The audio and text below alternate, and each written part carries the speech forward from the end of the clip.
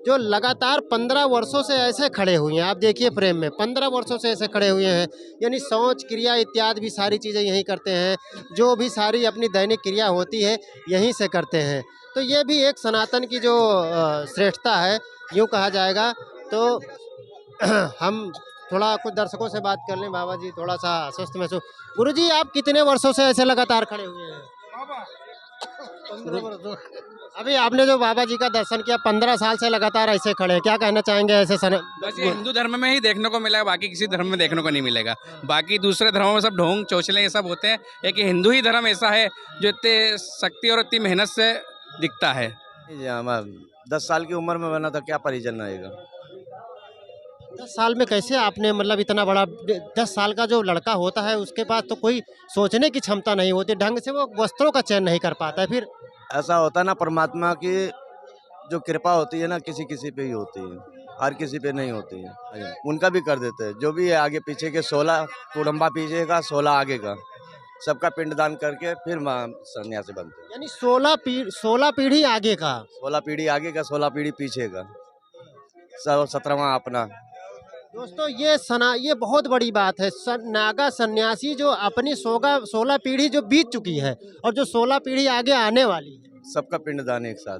दोस्तों लगातार प्रयागराज संगम की कवरेज आपको चैनल पे मिल रही है और अभी आपने देखा कि फिर मेरी मौजूदगी संगम में है और संगम में अनेकों प्रकार के साधु संत से हम आपको अवगत करा रहे हैं, उनसे रूबरू मुलाकात करवा रहे हैं। और हमारे साथ अभी नागा साधु मौजूद हैं और यहाँ पर एक जो है नागा साधु हैं, वो लगभग में 12 साल से गुरुजी 15 साल से जो है वो खड़े हुए हैं। ये भी एक साधना है, योग है, हठ योग है, जिसे हम कहते हैं हठ योग कह सकते हैं। 15 साल से खड़े हुए हैं और कभी लेटे नहीं। आप महसूस कीजिए कि कैसा बीता होगा। गुरुजी बहुत बहुत स्वागत है, प्रणाम आप। प्रणाम। गुरुजी ये बताइए, ये नागा साधु क्या होता है? अभी संत साधु तो हमने बहुत देखा, लेकिन नागा साधु क्या होता है? नागा फौज है, लड़ने के लिए फौज बनाई थी, नागा फौज। ये सब अपने आप को मार के फिर बने हुए हैं, इनका सबका पिंडदान हो चुका है। ये अभी आपने गुरुजी बताया कि जो नागा साधु होते हैं ये अपना खुद का पिंडदान कर लेते हैं, तो ऐसा कैसे कोई व्यक्ति जब जीवित रहते हुए उसका पिंडदान कैसे होता है? ब्राह्मणों आता है, जो विधि विधान से होता है। जैसा हमारा 16 आगे के 16 पीछे के होता है, 17वां अपना साथ में, सबका पिंडदान होता है। जीते जी सबका पिंडदान करना। अच्छा, उस पिंडदान जब करते हैं तो उसमें परिवार के भी लोग मौजूद रहते हैं या? ना, परिवार से कोई मतलब नहीं है, परिवार को भी तो उनका भी तो पिंडदान करना है ना। वो जिंदा है लेकिन फिर भी उनका पिंडदान करना है। आप जैसे आप नागा सन्यास बने, नाथ जो अखाड़ा परंपरा में आए, ठीक है, तो आपके जो माताजी पिताजी जीवित हैं, तो आपके अपने पिंडदान के साथ साथ में उनका भी पिंडदान करना?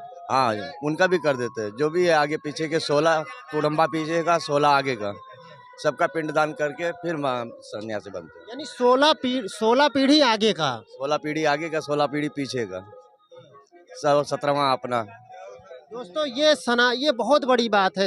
नागा सन्यासी जो अपनी 16 पीढ़ी जो बीत चुकी है और जो 16 पीढ़ी आगे आने वाली है, सबका पिंडदान एक साथ। अच्छा गुरुजी ये बताइए, अभी जो प्रयागराज का जो कुंभ चल रहा है इस बार का, कहते हैं कि बहुत विशेष सहयोग है, और क्या है ऐसा कुछ इस बार के कुंभ में? आज कुंभ भी लगता है, इस बार महाकुंभ है। पहले वाला आधा कुंभ था, ये 12 साल के बाद में लगने वाला कुंभ है, तो इसका ज़्यादा महत्व है, उसका महत्व नहीं है इतना। गुरुजी ये मुझे बताइए, ज़्यादा जैसे ठंडी का महीना, हम लोग इतना कपड़ा पहने हुए हैं फिर भी हमको ठंड लग रहा है। हमने देखा आप पूरे शरीर में भस्म लगाए हुए हैं, तो ये भस्म कहाँ से आप लाते हैं और क्या आपको ठंडी नहीं लगती? भस्म गोबर की बनाई जाती है, गोबर की बनाते हैं हम लोग भस्म, और ठंडी का तो सवाल ही नहीं उठता, ठंडी तो सब बर्दाश्त हो जाएगा, बर्दाश्त करते हैं। यानी आप ये तप और साधना के बदौलत अपने जो गुरु महाराज के जो अपना भजन है, गुरु महाराज की शक्ति है वो। आप जब नागा सन्यासी बनने से पहले गुरुजी, आप इससे पहले आपका कोई गृह जनपद भी रहा होगा, आपके परिजन भी रहे होंगे, तो आप कहाँ से? नहीं जी, हम 10 साल की उम्र में बना था, क्या परिजन रहेगा।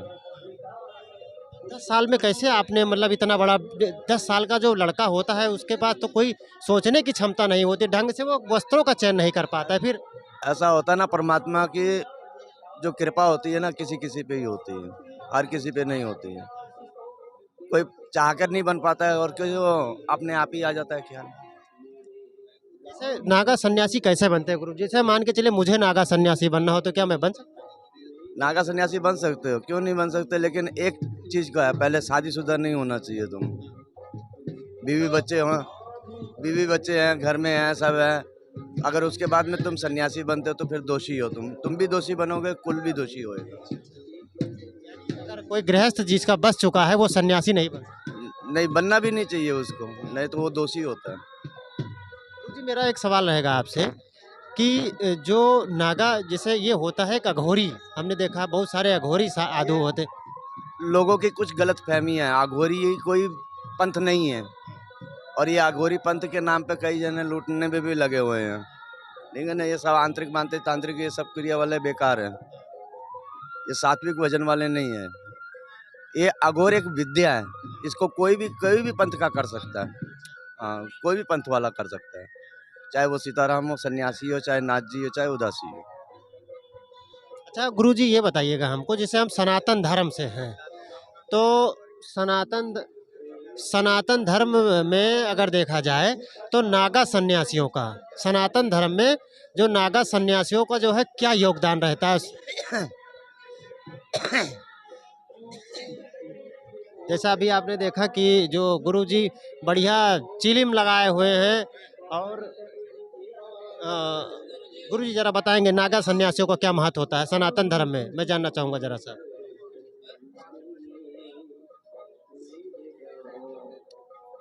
नागा सन्यासी बने गए हैं सनातन धर्म की, जब खत्म होने वाला था तब युद्ध के लिए बनाए थे, ये फौज बनाई थी। हाँ, सनातन धर्म की रक्षा के लिए ये फौज बनाई गई थी। हमारे महात्मा लोगों पर अत्याचार हो रहा था तब उनके लिए फौज बनाई गई थी।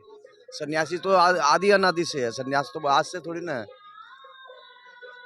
जब सन्यास और साइंस में कोई अंतर नहीं है, साइंस में भी वही अच्छा लगता है और सन्यास से साइंस निकला है। लेकिन आज का युग क्या मानता है कि साइंस से सन्यास निकला है। ये चर्चा का विषय है। हाँ, तो सन्यास से साइंस निकला है, साइंस से सन्यास नहीं निकला हुआ। जब उनके ऊपर में अत्याचार होने लग गया, उनकी विद्या जबरदस्ती छीनने लग गए, तब आदि जगत गुरु शंकराचार्य जी ने हम लोगों की फौज तैयार करी थी सनातन की रक्षा के लिए। चलिए बहुत बहुत धन्यवाद गुरुजी। अभी हम बात करेंगे ऐसे गुरुजी से जो 15 साल से आप देख रहे हैं इस आसन में खड़े हुए हैं। आज के समय में लगभग उम्र जो है गुरुजी आपकी उम्र क्या होगी, लगभग में कितने वर्षों से आप खड़े हैं? अभी आपने देखा कि थोड़ा सा स्वास्थ्य जो है अस्वस्थ होने के कारण अभी थोड़ा बोल भी नहीं पा रहे हैं गुरुजी। तो ये मैं आप सभी, ये सनातन की जो है ये श्रेष्ठता है। आप सब जो भी साथी ये कहते हैं कि सनातन धर्म में ऐसा है वैसा है और साधु संतों और महात्माओं पर अनेक प्रकार का जो कमेंट करते रहते हैं, वो ये देख लें कि कितने सालों से एक जो अभी जब हमें कहीं चलना होता है, हम 10 दिन 15 दिन के लिए या एक हफ्ते के लिए अगर हम कहीं चल देते हैं या हम 2 घंटे पैदल नहीं सकते, वहीं एक ऐसे संत हैं जो लगातार 15 वर्षों से ऐसे खड़े हुए हैं। आप देखिए प्रेम में 15 वर्षों से ऐसे खड़े हुए हैं, यानी शौच क्रिया इत्यादि भी सारी चीज़ें यहीं करते हैं, जो भी सारी अपनी दैनिक क्रिया होती है यहीं से करते हैं। तो ये भी एक सनातन की जो श्रेष्ठता है यूँ कहा जाएगा।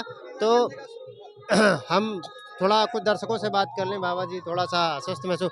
गुरु जी आप कितने वर्षों से ऐसे लगातार खड़े हुए हैं? 15 वर्ष 15 सालों से 15 सालों से बाबा जी आप लगातार ऐसे खड़े हुए हैं। इसको लॉकेट बनवाना, लॉकेट में पहनने का। तो जैसा अभी आप देख रहे हैं कि जो यहाँ पे जो भक्तगण हैं वो आते हैं, बाबा जी का आशीर्वाद ले रहे हैं और उनसे जो भी अपने दुख निवारण के लिए जो है सारी चीज़ें कर रहे हैं। कुछ दर्शकों से हम बात करेंगे और ये जानने का प्रयास करते हैं, देखते हैं क्या होता है माहौल। हम बात करेंगे। भैया कहाँ से आए? भैया आप कुंभ में कहाँ से आए हैं आप? हम सिलीगुड़ी से हैं। सिलीगुड़ी पश्चिम बंगाल। हाँ पश्चिम बंगाल से। तो यहाँ आके कैसा लग रहा है आपको, क्या माहौल खूब है? अच्छा बहुत लगा है, अच्छा लगा है। यूपी सरकार के द्वारा जिस तरह से कुंभ का व्यवस्था किया गया उस पर क्या कहना? अच्छा व्यवस्था करा है। कहाँ से आए चाचा आप? जलपाईगुड़ी से आया, अच्छा इधर से। जलपाईगुड़ी से आया। हम लोग का घर है लटागुड़ी गोरुमारा है जो उसका नजदीक है। हम लोग यहाँ आया, कम 12 आदमी आया, सब मेला में घूमता है, बहुत अच्छा लगता है देखने से। प्रशासन का सब खूब अच्छा लगा, कोई दिकदारी नहीं है, कोई असुविधा नहीं है, सारी व्यवस्था बिल्कुल सही है। सही है, एकदम सही है। तो अभी आपने देखा यहाँ पर जो है, बताएं कहाँ से आए चाचा आप? बाणेश्वरी कुंड इंदौर से मध्य प्रदेश हैं। MP। आप एमपी से आए, कुंभ में आके कैसा लग रहा है आपको? क्या अच्छा लग रहा, बहुत अच्छा लग रहा। हम अर्ध कुंभ में आए थे, उससे कहीं गुना आनंद आया यहाँ पे, और काफी संत महात्मा के दर्शन हुए। बहुत पहला दिन में इतने अच्छा लगा कि अभी तो 2 महीने है। अब कुछ लोग तो ये कह रहे हैं कि हम हिंदू जो धर्म में सबसे ज्यादा पाखंडवाद तो और अंधविश्वास हिंदू धर्म में है, बहुत सारे धर्म के लोग ऐसा कहते हैं। ये आज से नहीं सदियों से ही हिंदू धर्म सबसे आगे रिया है। बाकी धर्म तो सब अपने कूटनीति से आगे के करना चाहा है, भले वो क्रिश्चन हो मुसलमान हो, ये सब अपनी नीतियों से अपनी जनसंख्या बढ़ाने से आगे बढ़े। बाकी हिंदू ही धर्म ऐसा है जो स्पष्ट रूप से शुरू से दिखाता आया है। योगी जी के लिए क्या कहना चाहेंगे? योगी जी एक नंबर के आने वाले हमारे प्रधानमंत्री वही हैं। योगी जी प्रधानमंत्री बनेंगे, आप कुछ कह रहे थे? अगले पीएम योगीनाथ ही है, क्योंकि यहाँ की व्यवस्था सबसे अच्छी है, ऐसी व्यवस्था कहीं देखी नहीं। और इतने मैनेजमेंट करना ये सीधी बात नहीं है। एक घर चला नहीं सकता, इतना व्यापार चलाना बोले तो बहुत ये है। 14 करोड़ लोग, 14 नहीं ज़्यादा होंगे, ये तो 14 आप बोल रहे मीडिया वाले, लेकिन हम तो ऐसा नहीं सोचते कि लोग आए रहे, क्योंकि हम 2 दिन के लिए आए थे, लेकिन हमारे में 3-4 दिन हो गए। और अभी आपने देखा कि यहाँ पर जो कुंभ में जिस तरह से माहौल है, यहाँ पर जो ये बाबा जी हैं 15 साल से लगातार खड़े हैं और भक्त इनके दर्शन के लिए आ रहे हैं। कुंभ में ऐसे ही अद्भुत जो चमत्कारिक जो है हमारे जो युग पुरुष हैं, जो बाबा हैं, उनसे हम दर्शन आपको करवाएंगे। बाकी खबरों के लिए आप बने रहें और कमेंट करके अपनी राय जरूर बताएं। आप सभी साथियों को सादर प्रणाम। जय हिंद।